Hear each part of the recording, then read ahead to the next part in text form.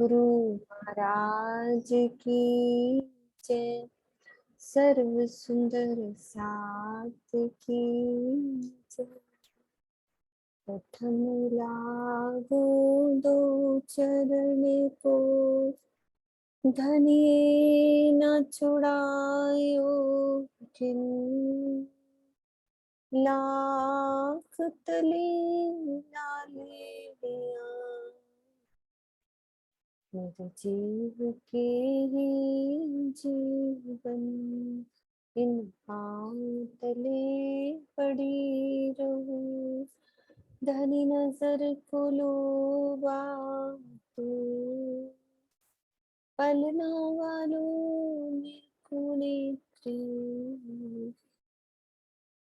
मेरे जीव के जीवन, मेरे जीव के। परिक्रमा ग्रंथ प्रकरण नंबर 29 और चौपाई है हमारी 44।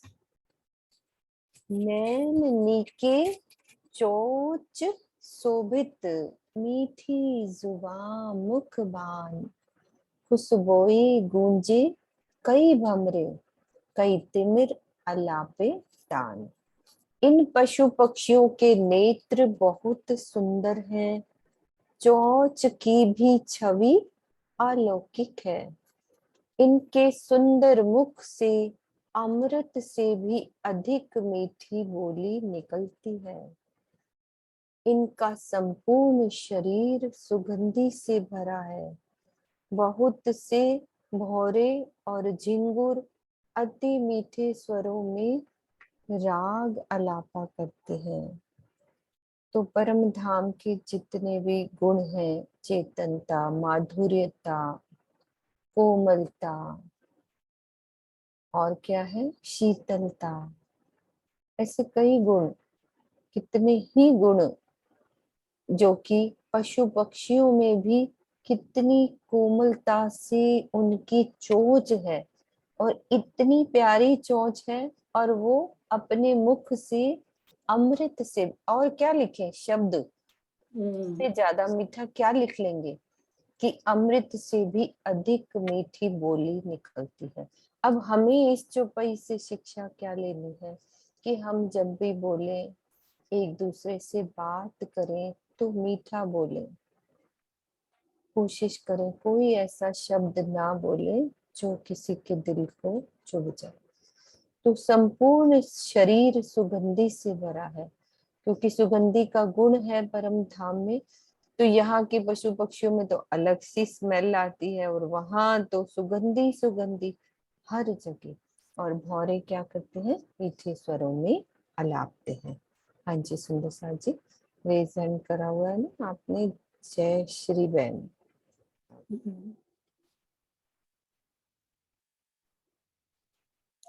हाँ जी, जय श्री बहन। प्रणाम जी। प्रणाम जी। आसमान छाया पंखियों, सबको भी दिखावत। आप अपनी साधना, सब खेल की साधत, सब खेल की साधत। इस सवारी के समय संपूर्ण आकाश पक्षियों से छाया रहता है। धनी को रिझाने के लिए सभी अपनी अपनी कलाएं दिखाते हैं तथा तरह तरह के खेल दिखाने की साधना करते हैं। साध्य को प्राप्त करने के लिए जो भी प्रक्रिया की जाती है उसे साधना कहते हैं। इसी दृष्टि से पशु पक्षी धाम धनी को रिझाने के लिए जो भी खेल करते हैं उसे इस चौपाई में साधना कहा गया है। कितना समझाया इसकी चौपाई में। देखो, ये सवारी के समय संपूर्ण आकाश पक्षियों से छाया रहता है। जैसे अब राज्य महाराज हमें कितनी वाणी दी है, तो हमारा स्वभाव भी ऐसा होना चाहिए कि हम स्वभाव से इतनी नरमाइता रखें कि किसी को भी हमारे एक शब्द से भी दुख न होना चाहिए। हमारी रहनी क्या है, सबको छाया की बात बस ये है। हमारी रहनी ब्रह्म सृष्टि की रहनी अलग अलग अलग ही देखावी दिखनी चाहिए, क्योंकि ईश्वर सृष्टि है, जीव सृष्टि है, ब्रह्म सृष्टि, सबका लक्षण हम तारतम लेते तो दिखते, हम तारतम से चलते तो हमें मालूम पड़ता है कि हम कौन है। दूसरे व्यक्ति जो भी हमारे साथ कैसा भी क्यों स्वरूप न करे, कैसा भी स्वभाव कैसा नहीं दिखाए, और हमारा स्वभाव डिगना नहीं चाहिए। जैसे कि अंबर की तरह, जो अंबर को कितना भी धूप पड़े, पवन की लहरें आए, कुछ भी हो जाए तो वो कितना खड़ा रहता है। वैसे ही ब्रह्म सृष्टि का स्वभाव ऐसा ही दृढ़ होना चाहिए। हमारे ये चौपाई में कितना समझाया, जो थोड़ा शांति से सोचते हैं तो सब कुछ है, सब कुछ इसमें, सब खुशी देखा खूबी देखा, इसमें सब खूबी। तो हमारी ब्रह्म सृष्टि में भी सब खूबी होनी चाहिए। कोई भी कैसा भी हमको बुलाने के लिए राज्य, ये माया तो दिखाई, ये माया से राज्य में लिपटाने के लिए, हमारी परीक्षा लेने के लिए तो दूसरे व्यक्ति के ऊपर, दूसरे व्यक्ति के अंदर बुलाते हैं, वरना वो नहीं बोलते हमको। और राज्य बुलाते हैं कि तुम कितनी दृढ़ हुई है ब्रह्म सृष्टि, जो तुमने ये वाणी ली है, तो वाणी से तुम्हारा दिल, तुम्हारा कितना, तुम्हारा जीव कितना समझा है हमको, कितना प्रकरण, मुझे सब कुछ तो नहीं मालूम किस प्रकरण में क्या है, क्या ग्रंथ में क्या क्या प्रकरण, और मैं कहीं कहीं चौपाई मेरे दिल में ये इतनी उतर जाती, इतनी गहरे से उतर जाती कि ये चौपाई मुझे बस ये कहती है, ये चौपाई मुझे रहने में, ये रहने के लिए कहती है। बहुत कुछ धनी ने बहुत कुछ किया कि कोई कमी ही नहीं है हमको रहने में। पूरे दिन सुबह शाम, शाम रात पूरी रहे, तो हमें क्या करना है, धनी ने सब कुछ ब्रह्म सृष्टि को समझाइए। जीव को, पर ईश्वर को नहीं समझ में आता। अभी ये फागुन का महीना था तो होली का दिन था, तो कितने लोग हमारे यहाँ गुजरात में द्वारका का मंदिर है, तो सुंदर साथ कितने उसमें शामिल हो गए। सब बोलते हैं कि कृष्ण तो सब एक है। क्या कृष्ण सब एक है? हमारी आत्मा के साक्षी पूर्ति है कृष्ण सब एक है? नहीं, भेद को समझा नहीं है सबने, और सबके साथ बसों, गाडर के प्रवाह कहते हैं, उस प्रवाह के साथ चले ही जाते हैं। उसका धनी अक्षरातीत को पहचानते ही नहीं, वरना ऐसा स्वभाव नहीं होता। मैं तो कितने सुंदर साथ को यहाँ देखती हूँ। दीदी आपके पीछे आवाज आ रही है क्या? और कहीं और की नहीं आ रही सरोज दीदी? नहीं, वही से उन्हीं के घर से? ओके। हाँ, फिर सब बंद है। यहाँ मेरे सास उठ गया है तो कोई उसके बात नहीं, कोई बात नहीं, नहीं मुझे लगा किसी और का तो नहीं। वो भी मैं चुप ही बोलती अरे हूँ। कोई बात नहीं, नहीं कोई बात नहीं, बहुत जोर से आ रही थी। बहुत दुख होता है कि सब ऐसा बोलता कि सब एक है, सब एक है, पर क्या है एक को पहचानते नहीं, और उसका स्वभाव सुधरता नहीं है। ब्रह्माणी लेते तो ब्रह्माणी लिए के बाद ऐसा थोड़ा अपना स्वभाव होता है। नहीं, मुझे तो हाँ जी। प्रेम प्रणाम जी। अब प्रणाम जी, प्रणाम जी। जी हाँ जी, जेमिनी में आप ले लो। चौपाई हमें क्या कह रही थी कि संपूर्ण आकाश पक्षियों से छाया रहता है। पहले चौपाई को क्लियर करो सब सुंदर साथ जी, हाँ जी, कि संपूर्ण आकाश पूरा पक्षियों से, पूरी समझो एक जगह भी आकाश में खाली नहीं रहती है। आप ये सोचो कि पूरा आकाश पक्षियों से भरा हो, और अलग अलग, और रज्जी को रिझाने के लिए अलग अलग कलाएं दिखाते हैं। वो कलाएं ही क्या बोलते हैं? साधना। जो साधना, तो स्वामी जी ने क्लियर किया कि साध्य को, जैसे हमें भी राज्य को पाने के लिए साधना क्या करनी होती है? वो चितवन करनी होती है राज्य का दीदार करने के लिए। ठीक है, आगे चलो। राज्य को रिझाने के लिए कले कले की तरह तरह की करा कला, करते हैं। तरह तरह की तो कलाएं करते हैं। कोई नाचता है, कोई गाता है, कोई उल्टा सीधा, वो ये प्रणाम करते। जी।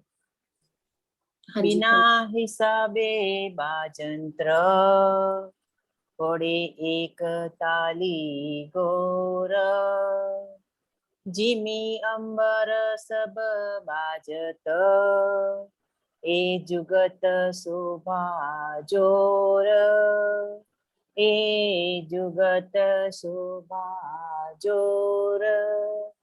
जैसे ही नगाड़े पर एक जोर की ताली पड़ती है तो अनंत बाजे बजने लगते हैं, जिनकी गूंज संपूर्ण धरती और आकाश में सुनाई देती है।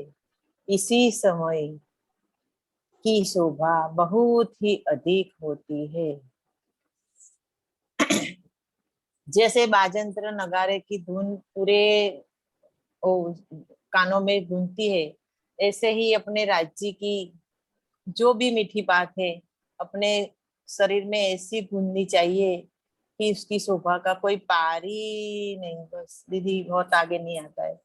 जैसे ही एक नगाड़ा, जैसे हम यहाँ हाँ बजाते नहीं है, और ढोलक से हाँ एक ताल पड़ेगी, ठीक है, जैसे हाँ, ताल बजाने से फिर क्या होता है, उसकी धुन में धुन ताल से आती है, ताल बजने ताल के मिलाओ। बाद कि अनेक बाजे बजने लगते हैं। जैसे नगाड़ा क्या होता है, एक ढोलकी सी होती है, उसमें एक ताल बजती है, ताली तो पड़ती है, चणकार लगती है। तो फिर संपूर्ण बाजे बजने लगते हैं और फिर उसकी गूंज पूरे आकाश में आकाश तक सुनती है। सुनाई देती है।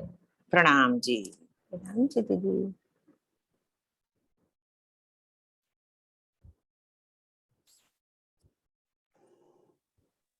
प्रणाम जी। बाजे सब बजावी, बंदे पातर बलवंत, ओ तो आपे बाज ही, पर ए सेवा ना छोड़त। सेवा करने वाले बंदर बहुत शक्तिशाली होते हैं। ये सभी बाजों को बजाते हैं। यद्यपि परम धाम के सभी बाजे स्वतः ही बजने वाले हैं, किंतु ये अपनी सेवा नहीं छोड़ते। सेवा करने वाले बंदर जो होते हैं वो बहुत ही शक्तिशाली हैं। वो हर तरह के प्रत्येक बाजों को बजाते हैं, और परम धाम के सभी भजंत्र वैसे तो स्वतः ही बजते हैं, पर सेवा के लिए वो बंदर अपने आप ये सब भजंत्र बजाते हैं। से हमें शिक्षा मिलती है, यहाँ पे भी हमें किसी तरह की भी सेवा हो, हर तरह की सेवा में शामिल होना चाहिए और सबकी सेवा करनी चाहिए। प्रणाम जी। कितनी अच्छी शिक्षा सबको मिल जाएगी, सब चुपैयों से। बहुत शिक्षा चपाइयाँ हैं, एक एक ये एक वर्णन एक एक एक मतलब ये। चरण में शिक्षा है हमारे लिए। हाँ, ये वैसे तो इतना तो मेरा जी ने बता दिया कि वहां पे जो भी है सब रज्जी महाराज हैं, लेकिन इन सब का शोभा का वर्णन करने का मतलब तो यही है कि वहां के पशु पक्षियों में इतना प्यार और इतना मतलब समर्पण भाव है। और सेवा, हम समर्पण, प्रेम, जुबान मीठी बोलना। ही बोलनी है, तो आप ये जी सब लेना है, इनसे शिक्षा लेनी है हमने बिल्कुल। ये। हाँ जी शशि। बाजे आप पे चल ही, पर पशु सेवा को उठाएं। इन बखत खूबी कहाँ कहूँ, ये कहे न सके जुबाएं। बाजे अपने आप चलने वाले हैं, किंतु पशुओं के मन में सेवा की प्रबल भावना होती है, इसलिए वह उन्हें उठाकर चलते हैं। इस समय की अनुपम शोभा का वर्णन मैं कैसे करूं, मेरी ये जिब्बा उसे कहने का सामर्थ्य नहीं रखती। जो परम धाम में हर चीज चेतन है, वो अपने आप ही चलते हैं जब शोभा निकलती है। तो लेकिन बंदर जो है सेवा समझ के वो करते हैं, उठा के चलते हैं। इन बखत खूबी कहाँ कहूँ, एक कहे न सके जुबाएं। और ऐसी पशुओं की ऐसी सेवा को देखकर कि ये जुबान वर्णन नहीं कर सकती उसका। बिल्कुल, इतना मतलब अच्छा उठाकर लगा। चलते हैं।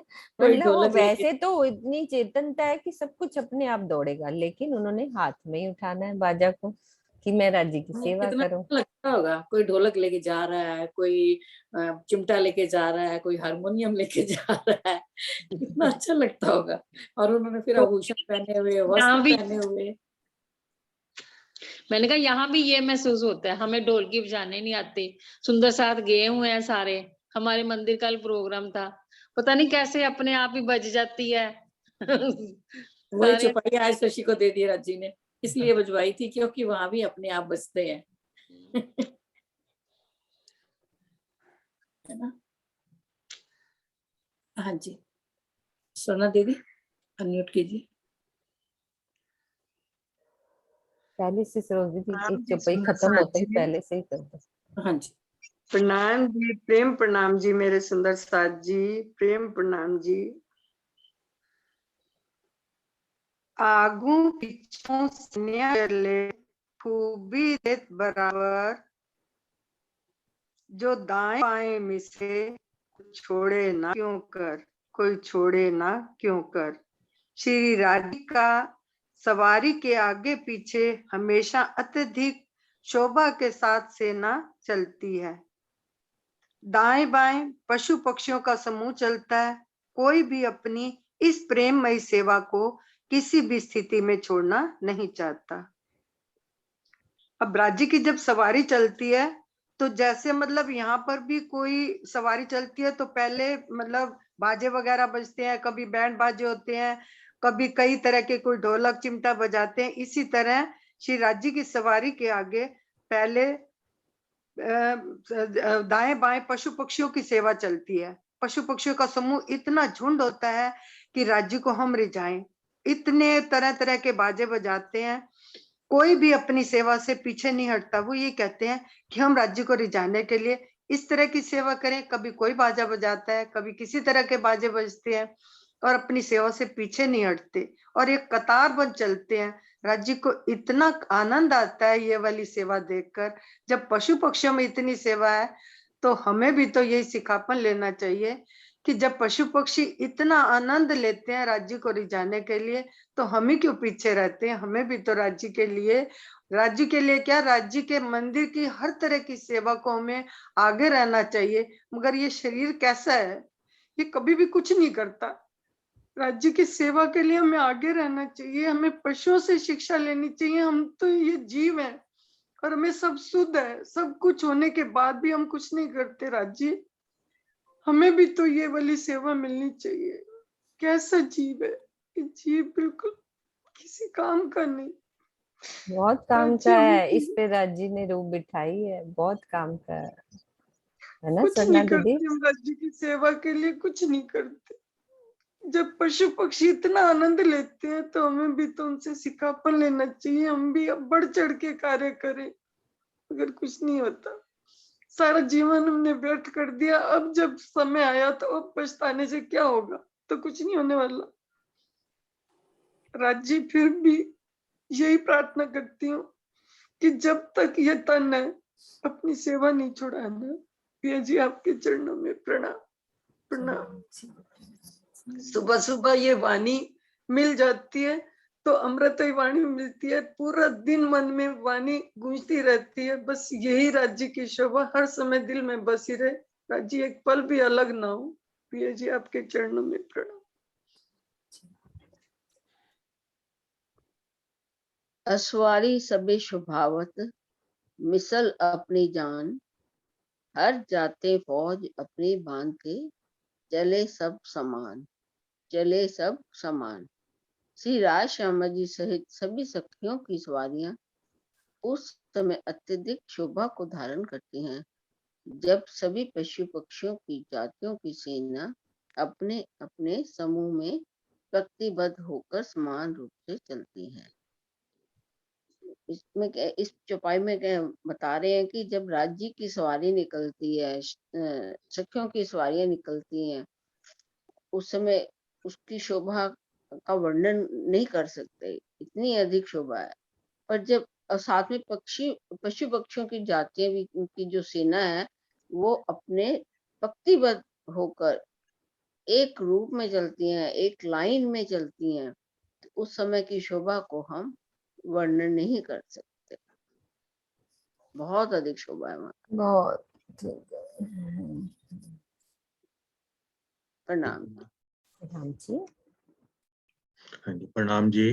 प्रणाम जी। राम जी। ऐसे बड़े हाथी अर्श के और बड़े कई पशुअन, जेता पशु पंखी अर्श का, तिन सबों असवारी मन। परम धाम में हाथी बहुत बड़े बड़े हैं। ऐसे ही जितने बड़े बड़े पशु या छोटे से छोटे पक्षी हैं, सभी मन की सवारी करते हैं, अर्थात मन की गति से चलते हैं। ऐसे बड़े हाथी अर्श के। परम धाम में जो हाथी हैं, मतलब यहाँ तो इस ब्रह्मांड में हमें नकल में हर चीज दिखाई है राज ने, चाहे वो कोई भी, जैसे रूहों के तन है तो यहाँ पे जीव के तन, ऐसे ही पशु पक्षी भी यहाँ में जंगलों में जाते हैं, हर तरह के नकल में सब दिखाया है। लेकिन वहाँ के हाथी तो बहुत बड़े हैं, वहाँ की दहाड़े सिंगों की बहुत ज्यादा है। और बड़े कई पशु, और भी जो बड़े बड़े पशु हैं, जेता पशु पक्षी पंखी अर्श का, चाहे वो छोटा है चाहे कोई बड़ा पशु, तीन सबों असवारी मन, सभी पक्षी छोटे या बड़े मन की गति से चलते हैं।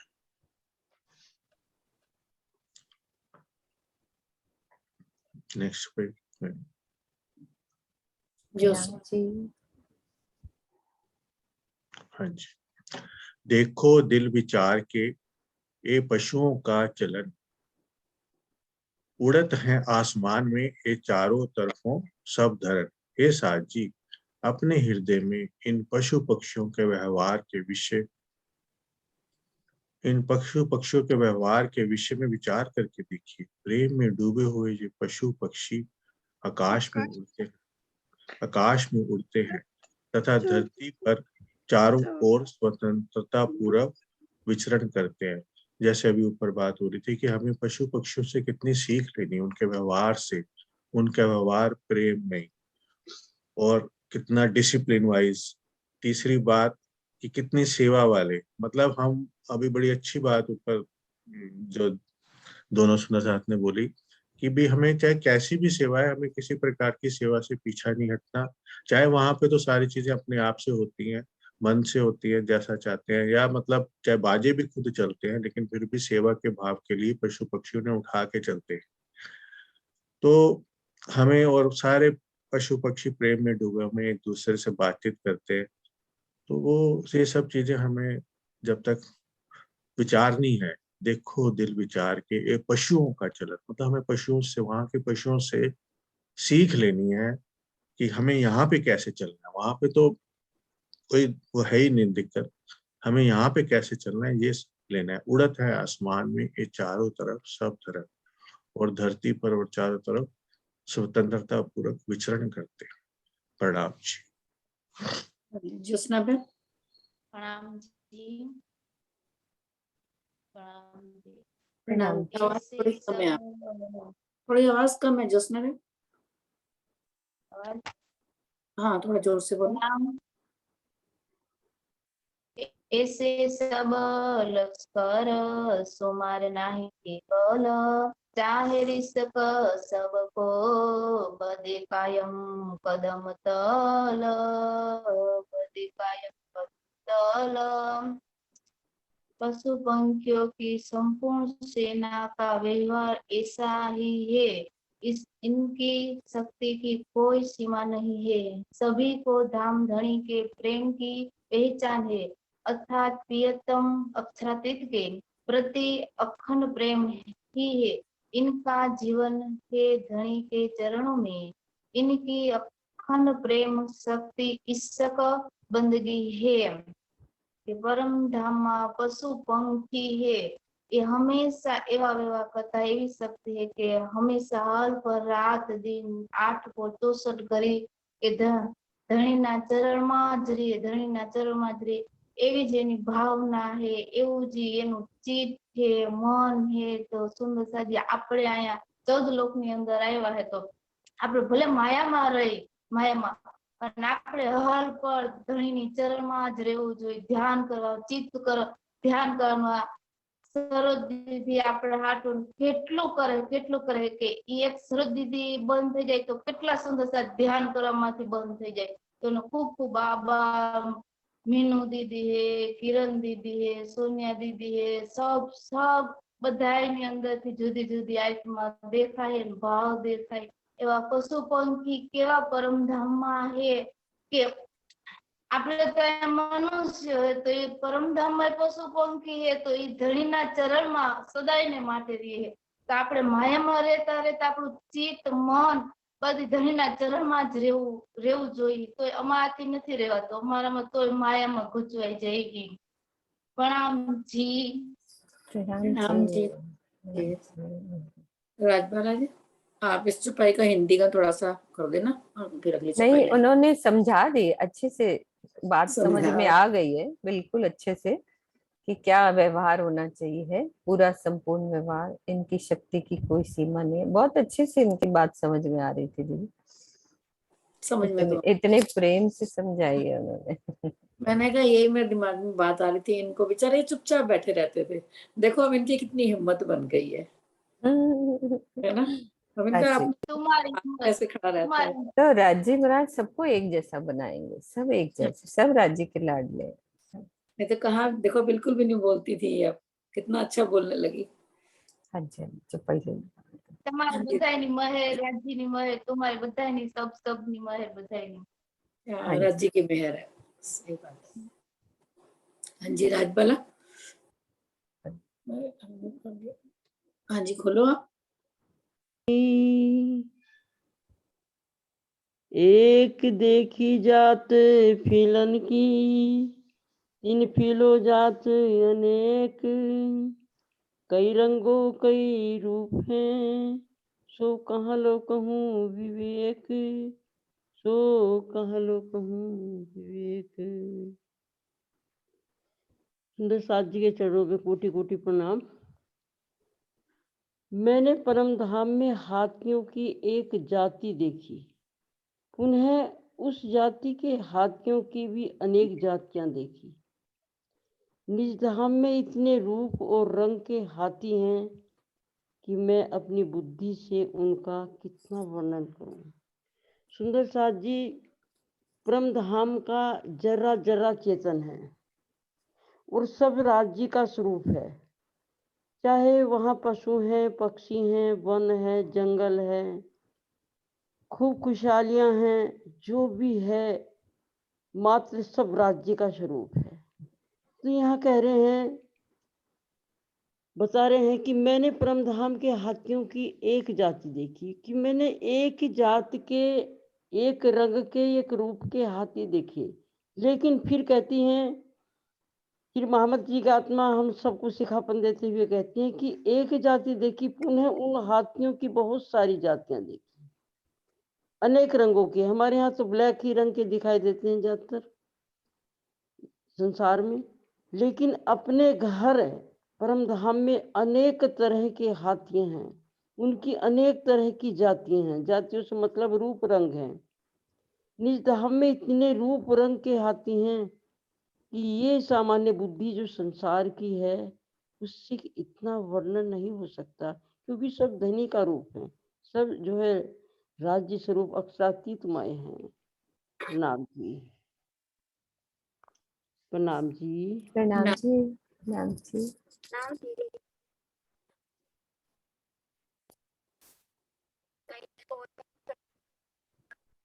नेट नहीं ठीक है। खोजे कई सिरदार तीन सिरदार पड़े कई खोजे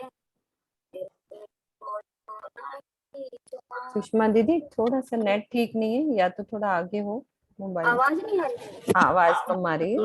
अच्छा जी अब आई। हाँ बोलो, अब बोलो।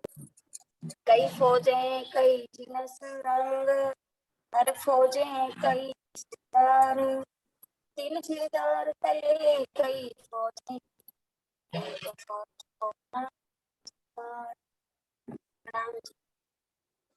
बहुत सी जातियां तथा रंगों वाले हाथियों अलग अलग सेनाएं, प्रत्येक सेना बहुत से सेनापति सुषमा दीदी आवाज साफ नहीं आ रही, शब्द ना साफ नहीं सुनाई दे रहे। आप दोबारा से आओ, एक बार ऑफ करके दोबारा आओ, तब तक मैं इस चौपाई को पढ़ती हूँ, आप नेक्स्ट चौपाई ले लेना। बहुत सी जातियां तथा रंगों वाले हाथियों की अलग अलग सेनाएं हैं। प्रत्येक सेना में बहुत से सेनापति हैं। इसी प्रकार प्रत्येक सेनापति के अधीनस्थ बहुत सी सेनाएं हैं, जबकि किसी भी एक सेना के हाथियों की संख्या अनगिनत है। तो सेनापति, उनकी आगे से प्रधान, सब हाथियों की सेना का वर्णन है। हाँ जी सोफी, आगे ले लो। हाँ जी कृष्णा दीदी ले लो आप। हाँ जी, प्रणाम जी। अब फौज गिनो दिल अपने, पीछे गिनो सिरदार। सो सिरदार कई एक फौज में, 3 फौज करो निर्बार। 3 फौज करो निर्बार। अब फौज गिनो दिल अपने। हे साथ जी, अब अपने दिल में पहले हाथियों की सेनाओं की संख्या गिनिए कि कितने सेना में कितने हाथी हैं, और पीछे गिनो सिरदार, और इसके पश्चात इनके सेनापतियों की संख्या गिनिए कि कितने सेनापति हैं। मतलब अनगिनत इतने होंगे कि जो कोई गिनती भी नहीं कर सकता, वहां की इतनी गिनती है हाथियों इतने हाथी हैं, और उनके जो सरदार हैं वो भी अनेकों अनेक हैं, जिनकी कोई गिनती नहीं है। 100 सिरदार कई एक फौज में, और जब एक ही सेना में बहुत ही सेनापति हैं, तो 3 फौज करो निर्बार। तो उस सेना के सैनिकों की, हाथियों की संख्या का निर्णय कीजिए कि वो कितने हो सकते हैं। मतलब जहां तो यही दिखाया कि इतने अनगिनत हैं कि जिनकी कोई हम गिनती कर भी नहीं सकते, इतनी है। मतलब वहां के सरदार ही इतने हैं, तो सेना और सेनापति, मतलब सेना है, जो हाथियों की सेना और सबकी सेना इतनी है कि मतलब कि जो हमारी गिनती, हमारी बुद्धि से भी परे चीजें हैं, ये सारी हम सोच भी नहीं सकते। और एक से एक कलर के, और सबसे बड़ी बात है कि जो 8 सागर हैं, अनेक रंग के हैं, तो उन अनेक रंग में वहां पर हर चीज उन्हीं रंगों में है। जैसे लाल है तो लाल ही सब चीजें हैं वहां पर, हरी है तो हरी चीजें सारी हैं। इस तरह से सोचो तो कितने रंगों के हाथी होंगे, कितने सेनापति होंगे, और कितनी फौजें उनकी होंगी, अनगिनत हैं। प्रणाम जी। हाँ जी मुकेश जी। प्रणाम जी। यों गिनती न होए एक जात की, जो कहे फील रंग अपार। रंग रंग जाते कई कहीं, सो क्यों न होए सुमार। सो क्यों न होए सुमार। परम धाम में एक भी जाति के हाथियों की संख्या नहीं गिनी जा सकती, तो वहां अनंत रंगों के हाथी कहे गए हैं, जबकि प्रत्येक रंग में हाथियों की बहुत सी जातियां बताई गई हैं। इस प्रकार सभी हाथियों की संख्या कैसे गिनी जा सकती है? यों गिनती न होए एक जात की, जो कहे फील रंग अपार। परमधाम में एक भी जाति की गिनती करना बहुत ही मुश्किल है, और इस तरह से अपार रंग, इतने रंगों के हाथी कहे गए हैं कि उनके रंग गिनती में नहीं आ सकते। उनके इतने रंग हैं कि यहाँ पर जैसे इस संसार में केवल 7 रंग हैं, लेकिन वहां जैसे एक रंग लाल रंग ही ले लिया जाए, तो उस लाल रंग के अंदर भी इतने रंग हैं, कोई हल्का, कोई और हल्का, कोई और हल्का, फिर और गाढ़ा।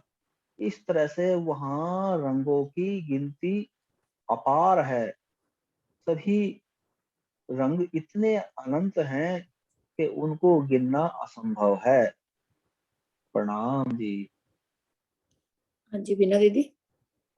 गिनती ना होए एक जात के, तो क्यों कहो इनो का बल।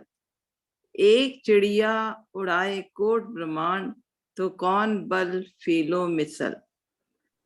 जब निजधाम में किसी एक जाति के हाथियों की संख्या भी नहीं गिनी जा सकती तो इनकी शक्ति का वर्णन मैं कैसे करूं। वहां की एक छोटी सी चिड़िया जब अपने पंखों की हवा से करोड़ों ब्रह्मांडों को उड़ा सकती है तो हाथियों की शक्ति की उपमा किससे, थोड़ा ऊपर ऊपर करिए, नीचे अक्षर दी नहीं जा सकती है। किससे दी जा सकती है।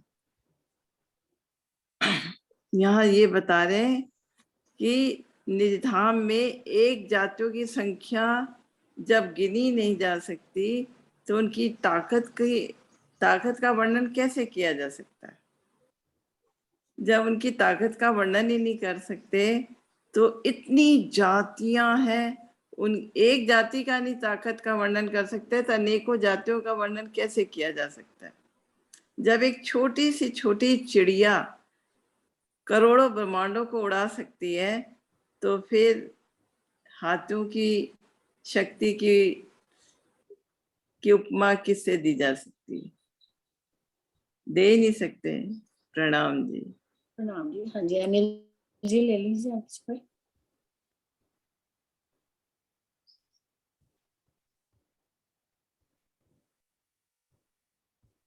जी प्रणाम जी। अनिल जी। अनिल जी बोलो आप। प्रणाम जी।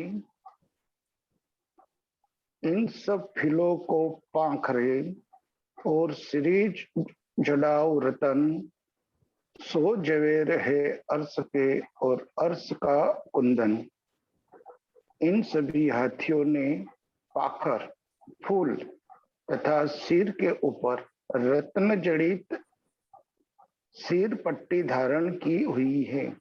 ये नूरी जवाहरात परम धाम के है तथा जिस स्वर्ण में ये जड़े गए हैं वे भी परम धाम के ही है। यानी इस चौपाई के माध्यम से राजी महाराज कह रहे हैं कि इन सब फिलों को पाखरे यानी परम धाम के सभी हाथियों के पाखर यानी आगे की तरफ झूल या सिर के भाग पर रत्न जड़ित सुवर्ण पट्टी, जैसे यहाँ शोभा के लिए सुवर्ण पट्टी धारण की हुई स्वामी महाराज जी ने, वैसे ही वहां पर क्योंकि एक ही रूप राज्य महाराज का ही सौभाग्यदत्त है और एक ही रूप वहां पर है तो शोभा भी उसी तरह से बताई गई है कि हाथियों ने भी स्वर्ण पट्टी धारण की हुई। और ये नूरी जवाहरात यहाँ के नहीं परम धाम के है। यहाँ के तो पल पल यहाँ बदलने पड़ते हैं, वहां अपनी इच्छा से वो जवाहरात भी बदलते जाते हैं तथा जिस स्वर्ण में ये जड़े गए हैं वे भी परम धाम के ही। यहाँ के जवाहरात तो समय होने के बाद उसे फिर से बनाना पड़ता है, लेकिन वहां तो अनंत अनंत है, वहां कोई बदलता नहीं, कोई घटता नहीं, वो सब स्वर्ण या कोई भी चीज हो वो अनंत ही अनंत है। परम प्रणाम जी। हाँ जी प्रणाम। दीदी हाँ मम्मी को मैंने हाथ करके खड़ी हाँ थी। जी, हाँ जी सुरक्षा दीदी हेलो।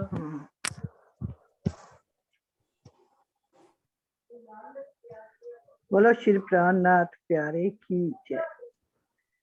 और सबन के क्यों कहूँ एक कही मैं जात, एक ऐसी शोभा लेते हैं दे दिल देखो साक्षात, दे दिल देखो साक्षात।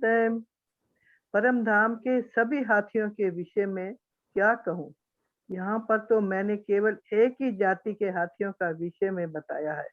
ये साथ जी आप अपने दिल में इस बात का विचार कीजिए कि निज धाम में समस्त हाथियों की शोभा कैसी होगी। ये सुंदर साथ जी हमें इनसे शिक्षा यही लेनी है कि हाथी इतनी सेवा में लगे हुए हैं, इतनी भाव से और इतने बाजे बजा के और एक एक जाति के अलग अलग लाइन लगाकर चलते हैं, उनके भाव कितने अच्छे। और राज्य को रिझाने के लिए हे राज्य महाराज, हमें इनसे बहुत कुछ लेना है। हमें पक्षी छोटा छोटा जानवर भी, वहाँ का पशु इतनी सेवा में लीन है, उसको पता नहीं मैं क्या कर रहा हूँ।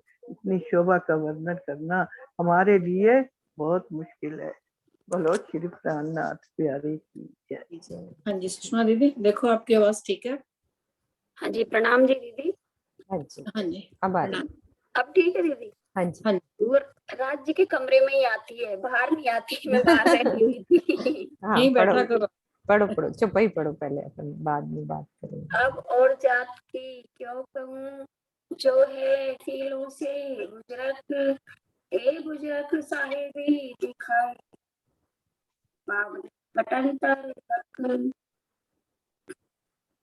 अब हाथियों से भी बड़े बड़े जानवर हैं, उनकी जातियां तथा संख्या के विषय में कैसे कहूँ। तातुवाणी द्वारा धाम धनी ने हमें इस संसार में परम धाम की इतनी बड़ी गरिमा दिखाई है, जिससे हम सब झूठे जगत तथा परम धाम के अंतर भेद को समझ सके। अब हाथियों से भी बड़े बड़े, वहाँ पे परम धाम में हाथियों से भी बड़े बड़े जानवर हैं, उनकी जातियों और संख्या के विषय में कैसे कहूँ। जो राज्य ने हमें ये ब्रह्मवाणी तात्मवाणी दी है, इसके द्वारा हमें संसार में और परम धाम में की अलग अलग की क्या कहाँ की कितनी गरिमा है वो बताई है, जिससे हम इस छोटे संसार और परम धाम के अंतर मतलब भेदों को प्रणाम जी। हाँ जी।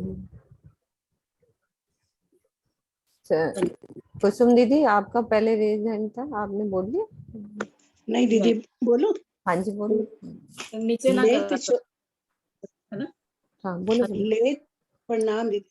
लेत शोभा अर्श जिमिये जज जब साहब होत असवार, ए जिन देखिया सो जान ही औरों पहुंचे नहीं विचार।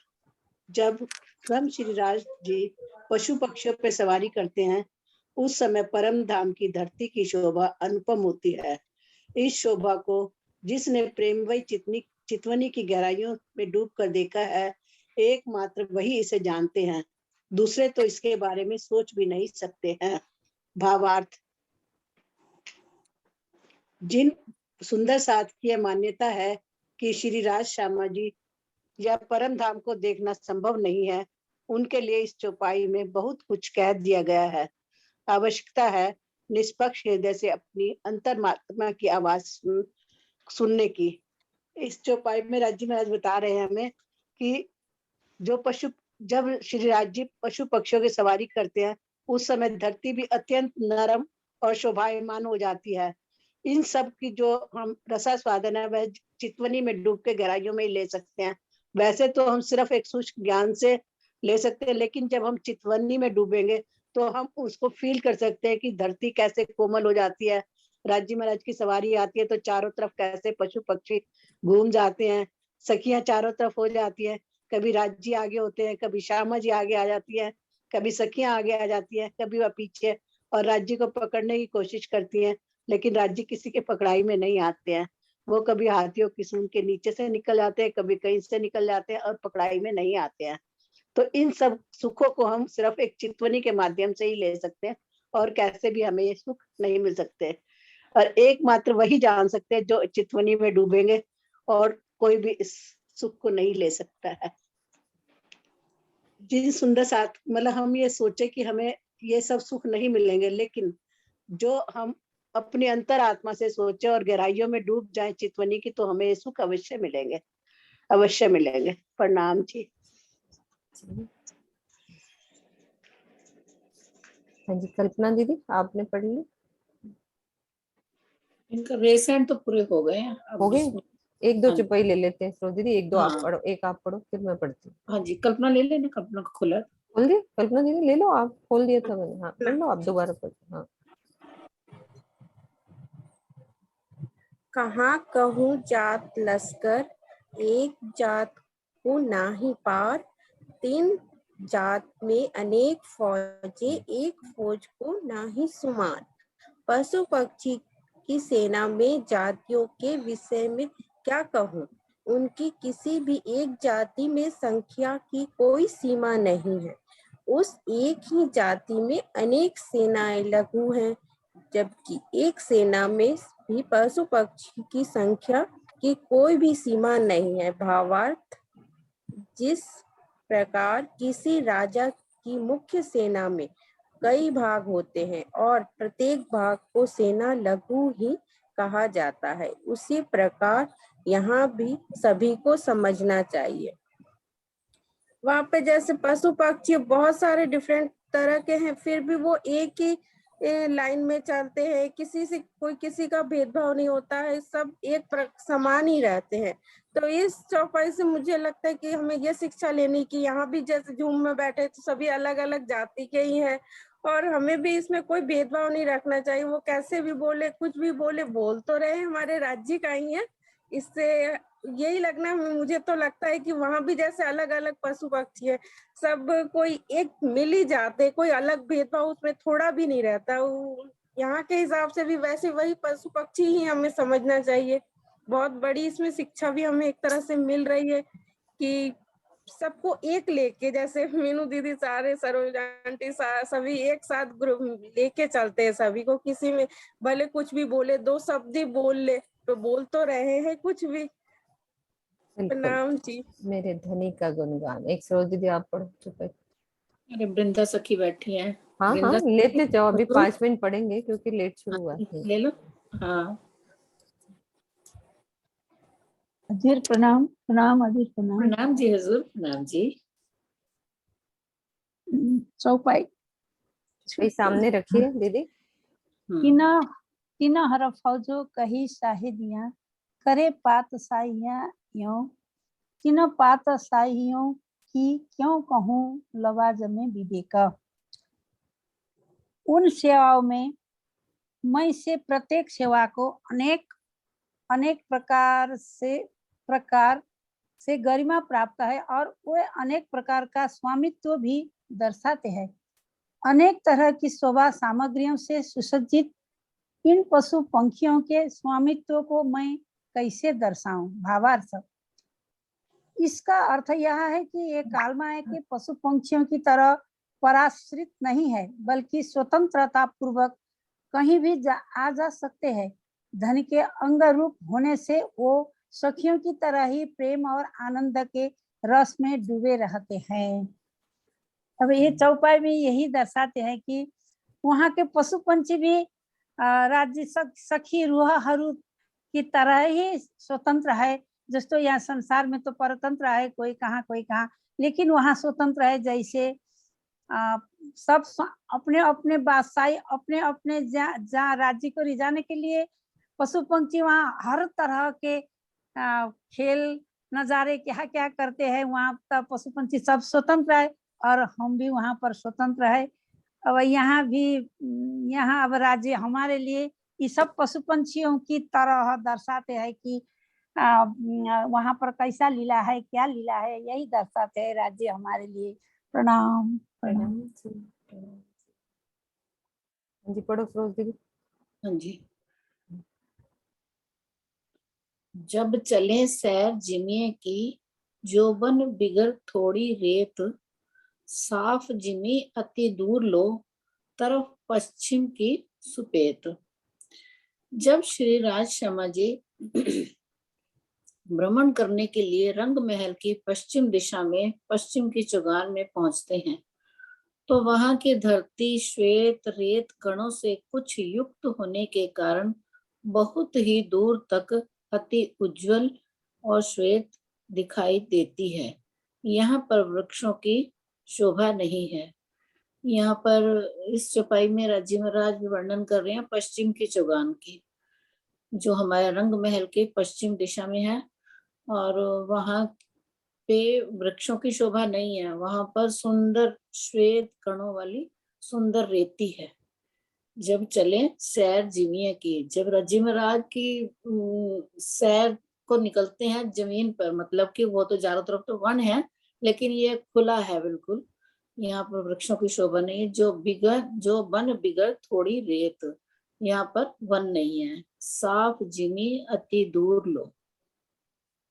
साफ जमीन, सफेद जमीन है, अंदर सुंदर रेती, जगमगाती हुई रेती है। ये पश्चिम की चुगान का वर्णन हाँ, किया। वर्णन किया गया है। और इत सुषमा दूर लो बन है नहीं बहुत बड़ो मैदान, असवारी होए इसी तरफ जब कबू करे सुभान। इस पश्चिम की चुगान में कहीं दूर दूर तक वन नहीं है, ये बहुत बड़ा रेतीला मैदान है। यही कारण है कि धाम धनी जब कभी पशु पक्षियों पर सवारी करते हैं तो यहाँ पर ही करते हैं। सब सुंदर साथ को पता है कि पश्चिम की चुगान कहाँ का वर्णन हो रहा है। मैं दिखा रही हूँ, ये वाली शोभा।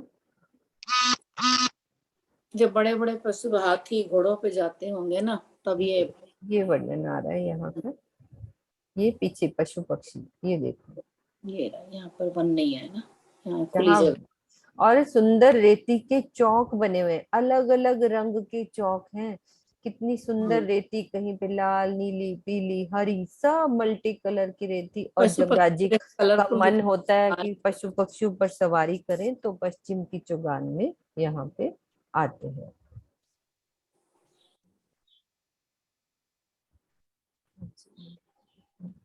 एक मिनट और चुपाई लेते हैं, सिर्फ एक चुपाई और लेती हूँ। एक सेकंड। एक सुनीता गुप्ता को भी खोला हुआ था। हाँ जी, हाँ जी, खोल ले लो। हाँ, सुनीता गुप्ता ले लो एक चुपाई आप। प्रणाम दीदी। प्रणाम जी। एक मिनट आगे करो। हाँ जी। मैदान अति दूर लो, दूर दूर अति दूर, सूर आकाश रोशनी और उज्जवल जिमी सब नूर।